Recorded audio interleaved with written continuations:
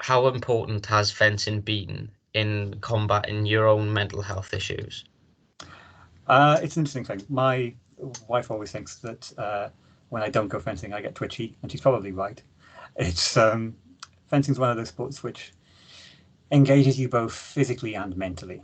It's impossible to do really well while concentrating on anything else.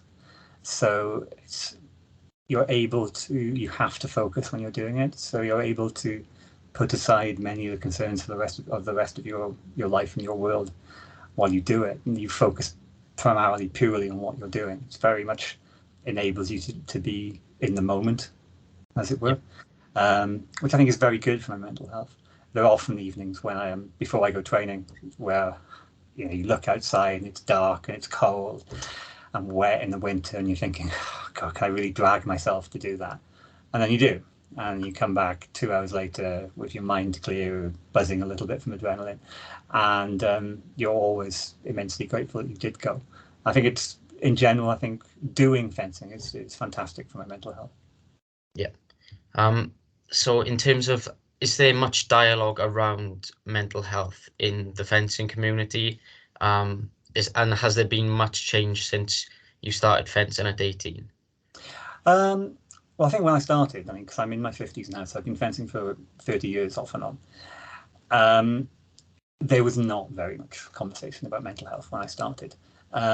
Your mental health was seen as a mechanism to make you a better fencer.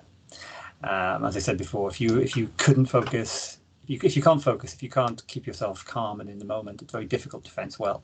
My particular weapon at fencing is saber, and to fence to 5 points in a group stage at the start of a competition.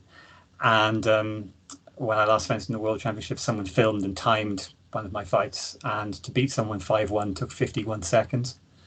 That's There isn't time to allow anything to distract you when the sport is taking place that quickly. So when I started, there was very, very little discussion of mental health.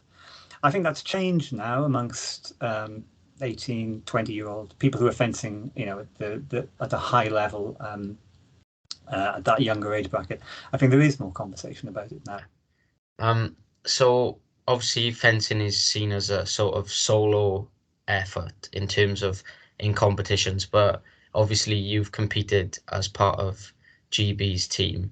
How important is that sort of team aspect, to have your fellow fencers around you supporting you through your matches?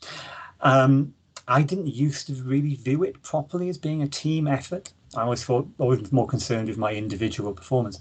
But in the last few years, that's really changed. I've got a young coach now who's very much more engaged with that, about the idea that when you fence as part of a team, you should feel less pressure rather than more pressure, because if you stumble, the rest of the team is there to pick you up, to pick up the slack, to pick up the points that you failed to score. And that is quite freeing in a lot of ways. It Yeah. makes in a lot of ways, I think I enjoy team matches now more, almost as much, if not more, than I enjoy individual competition. And also, I think while fencing is an individual sport, there is very much a community there because it's such a minority sport. You feel a big connection to the other people who do it,